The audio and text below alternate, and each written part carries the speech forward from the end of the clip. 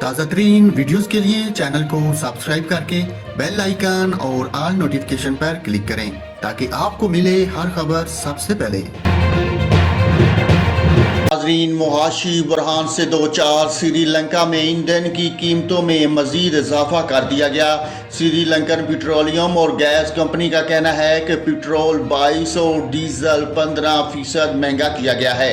غیر ملکی خبر رساں ادارے کے مطابق سری لنکا میں 1 لیٹر پیٹرول پاکستانی 318 روپے اور ڈیزل 266 روپے کا ہو گیا۔